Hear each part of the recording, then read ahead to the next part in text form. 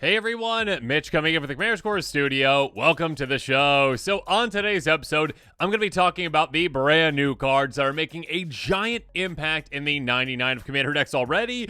I mean, it is absurd to see how much play these cards are already seeing. Modern Horizons 3 just came out recently, and these cards, well, are outstanding, are making a huge impact. Let's jump into them.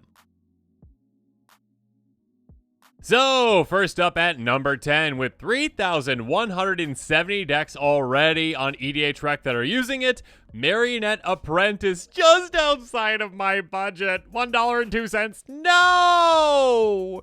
Wizards, can we get a quick reprint of this one that just got printed, please? Thank you. Anyways, a 1/2 Human Artificer for 2 mana in black. Fabricate 1, so either make a counter on it or make a servo. You know, with Marionette Master was always like, always the counters, this one's probably going to be always the servos. Whenever another creature or artifact you control is put into a graveyard from the battlefield, each opponent loses 1 life. This does a lot of things really, really well. This is like Zulaport Cutthroat plus a lot. I mean, it's better and worse in some ways, but like with it counting creatures, it's very nice to be able to, well, drain your opponents, but also it counts artifacts, and it doesn't specify non-token, which means that certain kinds of artifacts, like, you know, treasures, will also drain your opponents too. So, yeah, being able to drain your opponents for a ton. This can see play in treasure strategies, which is one of the most popular strategies right now. I think it's second most popular. Aristocrat strategies, which is up there in the top 10 as well.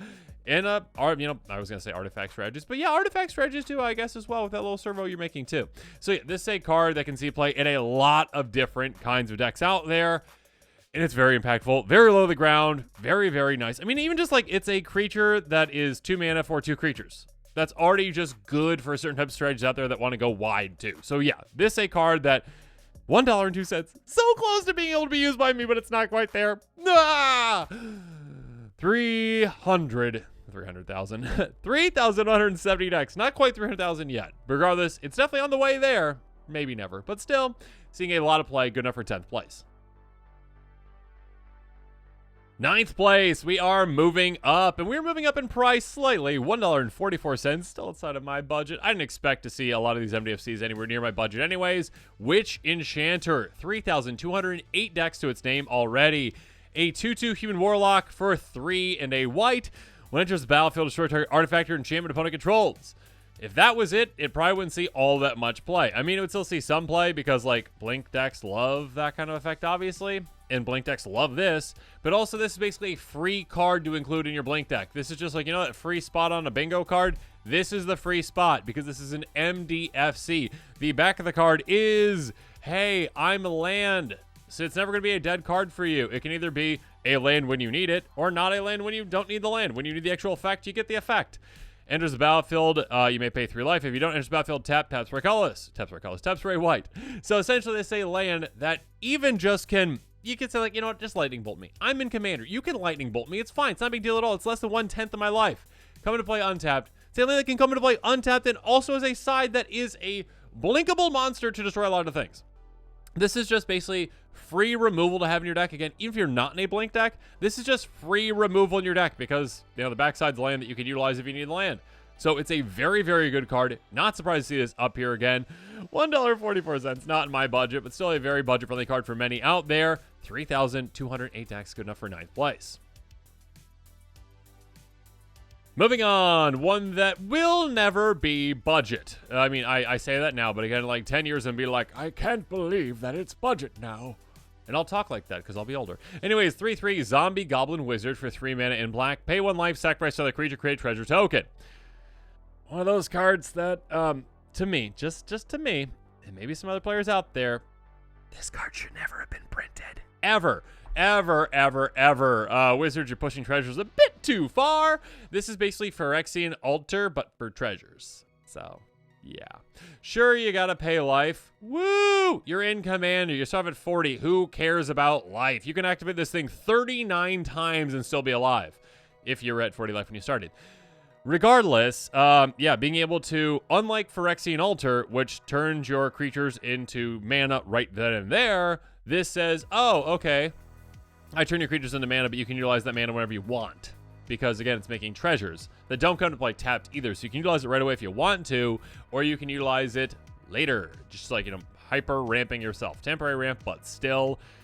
Also, it has 3 relevant creatures. Like, Wizard, couldn't you just, put, a different creature type on this that sees no play? That doesn't have, tribal synergies in it? Like, Thrall? I did an episode recently where I was talking about, tribes that need help. So, make sure you check that one out. But, yeah, Thrall was one of them. And I was like, they don't have a creature that is a commander.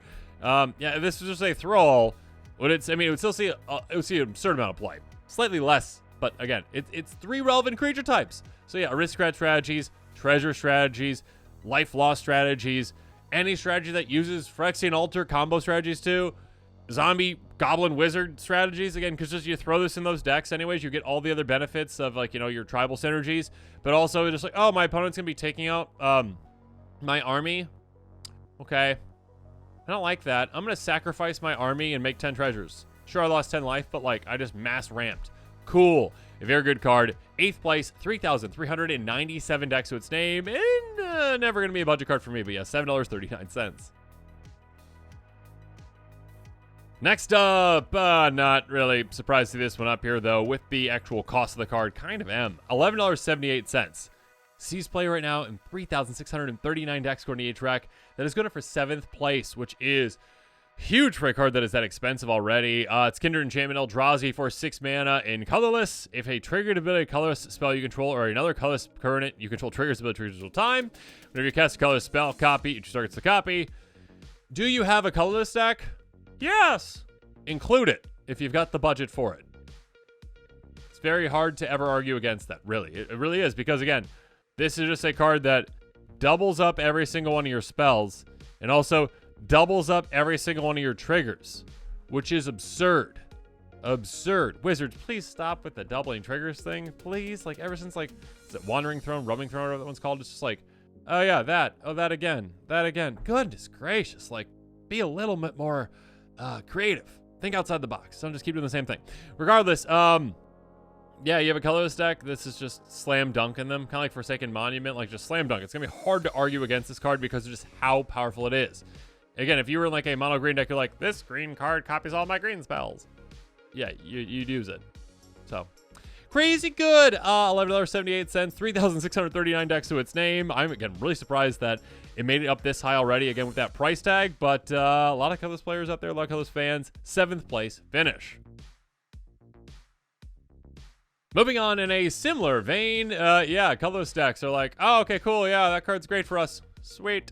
3,720 decks to its name, much cheaper than the last card, still outside of my budget. $1.98. We got Null Elemental Blast. Instant for a colorless mana. Choose one, counter target multicolored spell, or destroy target multicolored permanent. Kind of like red elemental or blue elemental, but this one is colorless versus multicolor. There's a lot of multicolor things that are going to be utilized in Commander. I mean, this card, yes, can be a dead card technically in your deck if you're playing against 3 other monocolored players. You're oh no, this card does nothing. Darn. Most of the time, though, this is counter a commander for 1 mana. I mean, just go look at the most popular commanders of all time right now. The top 20, I think out of the top 20, there's only 1 that is monocolor, and that is Krenko, I think. Outside of that, when you look at the top 100, it's very few that are monocolored compared to multicolor. So at the very least, this is just a 1 mana counter or destroy a commander, which is already very good.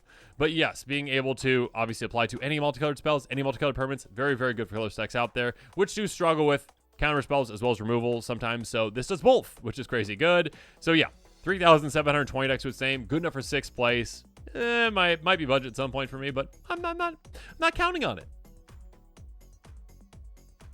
Moving on, 5th place, we've got Fel the Profane. Yeah, these MDFCs are going to be very impactful. These being some of the most impactful ones. Instant for 4 mana in black, destroy target creature or planeswalker. I remember years ago, was it Hero's Downfall or whatever, whichever one's 3 mana, 1 black, and it's destroy a creature planeswalker, and that was a rare. Now we have, okay, an uncommon, it costs 1 more. Oh no, 1 more mana, oh darn. But it's an MDFC, again, the backside, like the one we talked about earlier. Pay 3 life, comes into play untapped, taps for a black mana. Lovely. Yeah, being able to, again, just have this take up no space in your deck, essentially. Again, it takes up a land slot. Don't replace every single one of your basics, okay? Please don't do that. Basics are amazing. Basics are great. And I love basics, but, yeah, this is a card where you can just slap it into pretty much any deck and be like, oh, okay, cool. Yeah, free removal in my deck. Great. In a land when I need it. Oh, no, I lose 3 life. Who cares? You're in Commander, all right? But yeah, being able to just have a, panic button, destroy a creature or planeswalker out of a land in your deck, that's amazing. Very, very, very, very good. So yeah, $1.47 right now. 4,091 decks to its name. Good enough for 5th place. Next up, this one at 4th place surprised me the most, and I would love to hear from you in the comments below to explain this to me, because, like, I'm kind of at a loss for how this one is so popular already, but, I mean, I see the potential of this card. Here we go. Shifting Woodland. It is a land that enters the battlefield tapped, lets you control a forest. It taps for a green. Delirium, 2 green. Shifting Woodland becomes a copy of target permanent card in your graveyard until end of turn. Activate only if there are 4 more card types among cards in your graveyard. I mean, it's a very, very, very, very, very good card. Very powerful card. And I believe when I evaluated this card, I was like, okay, yeah, for certain other formats, I'm sure there's some crazy things you can do with it. And in Commander, for maybe some higher level, maybe CEDH decks that can utilize it in certain crazy weird ways. Outside of that, though, I don't see just like the typical Commander player being like, yeah, this is a slam dunk. But, I mean, it's a very, very good card. Delirium, I mean, $9.90. Okay, let's just go through the numbers first. $9.90, 4,160 decks to stay in 4th place. It's a very good card. Be able to turn to any permanent in your graveyard, but you do need Delirium to do so. So it's like you need either self-mill, or you need like wheel, or you need discard to be able to get to that, to ensure that you have that. It's not, again, taking up a spot in your deck, really. Oh, goodness. It is a very, very good card. It's just like, I didn't expect to see this at $9.90 to be one of the top played cards. Please let me know, like, is there some kind of a combo I'm missing? Is there some kind of a popular Commander right now that really utilizes this card very well? CEDH, is that where this is seeing a lot of play? Like, let me know in the comments below. This one, I think, threw me off the most. A lot of the other ones, I'm like, yeah, okay, like, that's an MDFC. It's cheap, all right? It's going to see a lot of play. This one, I'm like, goodness, at nearly $10, this is already seeing this much play. It's a very good card. I'm not trying to downplay that, but, like, you do need this specific kind of deck to be able to utilize it. If you just throw it in any deck, like, you might have Delirium, sometimes you might not. So, yeah, Shifting Woodland. Very surprising to see this one up there. 4,160 decks to its name, good enough for 4th place. Okay, yet again, we've got yet another MDFC. At 3rd place, though, 4,443 decks to its name. Sink into Stuper, $2.65 right now. So the most expensive out of these that we've talked about so far at the MDFCs, the uncommon ones at least. And I think they're all uncommon, but these ones, the monocolor uncommon ones. Return target spell or non-land permanent and opponent controls to its owner's hand. Instant for 1 blue. Yeah, this is just a very, very, very good card. This is a kind of like delayed counterspell type effect. Like, you're like, hey, okay, I temporarily counter that spell. You get the card back, replay it elsewhere another time. Or I can just bounce an online permanent for 1 more mana than I'd usually be able to spend to do that. So, yeah, this on, again, an MDFC that has the exact same thing. Pay 3 life, comes to play untapped, tap for a blue. Doesn't take up a spot in your deck, but again, is like a delayed counterspell / temporary removal spell as well.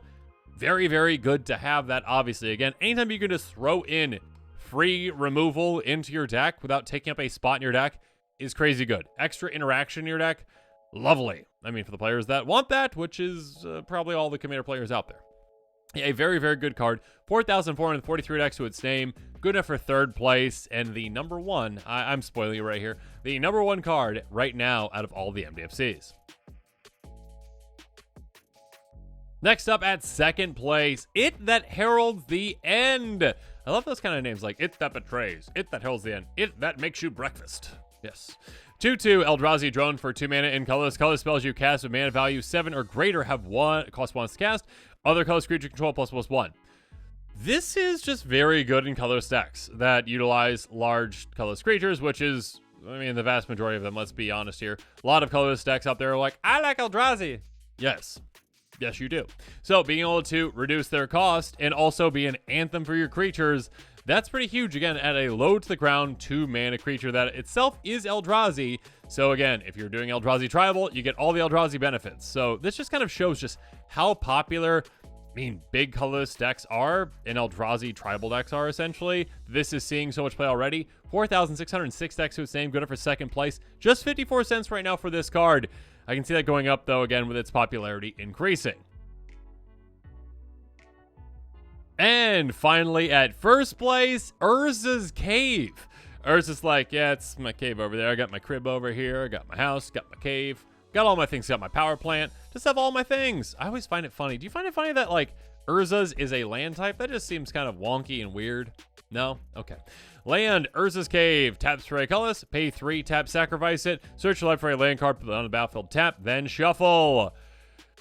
Wow. I mean, this is just super good. It's a very, very, very, very, very, very, very, very, very, very, very good card. $3.43 right now, even though it is an uncommon. 5,569 decks to its name, good for first place right now. And I guess something that does have going for it is that it can apply to, again, any deck out there. It can go in any deck, being a land that has no color. So there you go. So being able to utilize it, again, literally just for fixing, you can. Sure, like, okay, all right, cool, I got a land that comes to play untapped, which is very nice. Be able to come and play untapped, which is great. Utilize that mana right away. And then also, when I don't need it later, and when I have the mana for it, just like laying around, I can be like, oh, before my turn, because it doesn't say sorcery speed, yeah, I'll just go get exactly what I need. Okay, cool, like this dual land or whatever, this other land, whatever it is. Okay, you have it come and play tap, whatever, it doesn't matter, but a land that can tap for whatever colors you need. You can go get command tower, of course. Let's just say command tower, okay, for the decks that aren't colorless. For this one, just like go get command tower, cool, perfect mana fixing then with that land. That being said, of course, this is also like, oh, I've got Gaia's Cradle in my deck. Yeah, I go tutor out Gaia's Cradle with a land. Gross. Also, landfall synergies work with this, of course.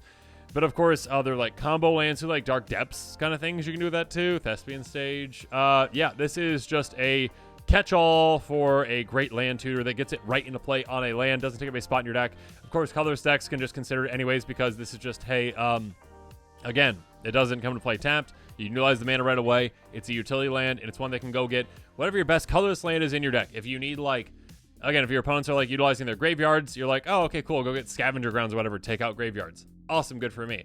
If I need to go get, some ramp, maybe I go get a land that can tap for 2. I guess if you use like Temple of the False God or whatever, but Ancient Tomb, whatever it is, you can go get a land that can tap for more. You can go get, again, a utility land that you need for a situation you're in. You can go get a creature land. Whatever it is, this is all those lands and then some. So yeah, if you've got any specific land wants, needs, or just like landfall synergies, this is a really good card. Or if you like caves, there you go too. Or Urza's, which is just so funny. Regardless, first place right now, $3.43 for this uncommon, 5,569 decks to its name already. So again, Modern Horizons 3 did not come out long ago at all, and we're already seeing some cards with a ton of play. If you're interested in any of these cards, make sure you check out that card list link in the description below. And of course, as always, thanks again and have a good one.